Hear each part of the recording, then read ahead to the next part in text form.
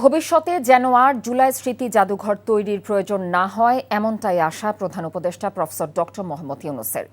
জাতি কখনো কোনো কারণে দিশেহারা হলে এই জাদুঘরে পথ খুঁজে পাবে বলেও মন্তব্য করেন তিনি। বিকেলে রাজনৈতিক দলের নেতাদের সঙ্গে নিয়ে গণভবনে জুলাই স্মৃতি জাদুঘর পরিদর্শন শেষে এসব কথা বলেন ডক্টর ইউনূস। রিপোর্ট করছেন HM মেহেদী হাসান।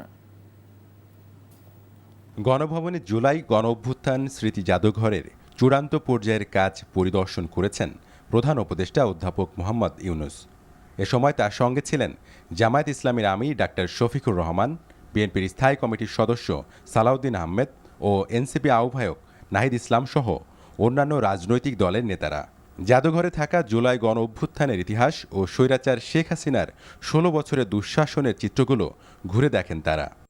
এ সময় ১৫ মিনিটের একটি প্রামাণ্যচিত্রে ফ্যাসিস্ট শাসনামলে গুম, রাষ্ট্রীয় দমনপীড়ন, বিরোধীদের ওপর হামলা এবং ২৪শে জুলাই গণ অভ্যুত্থানের সময় সংগঠিত গণহত্যার চিত্র তুলে ধরা হয়। পরে প্রধান উপদেষ্টা বলেন, কোনো কারণে জাতি দিশেহারা হলে এই জাদুঘরে পথ খুঁজে পাবে।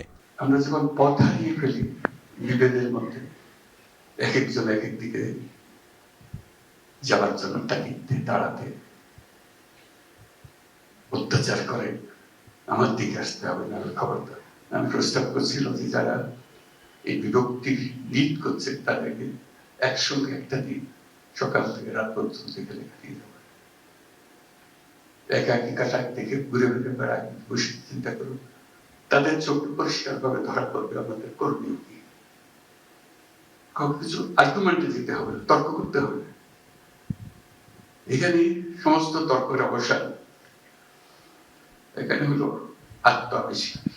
সব নৃশংসতার বিরুদ্ধে সবাইকে ঐক্যবদ্ধ থাকার আহ্বান জানান প্রধান উপদেষ্টা।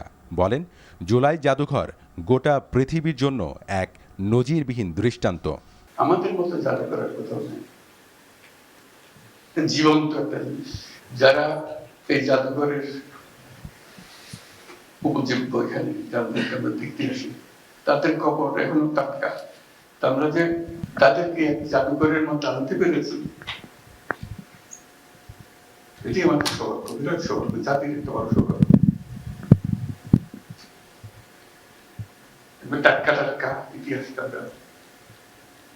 এত টাটকা ইতিহাস নিয়ে জাদুঘর বোধহয় দুনিয়ার কোথাও হয়নি, আশা করি আর হবেও না।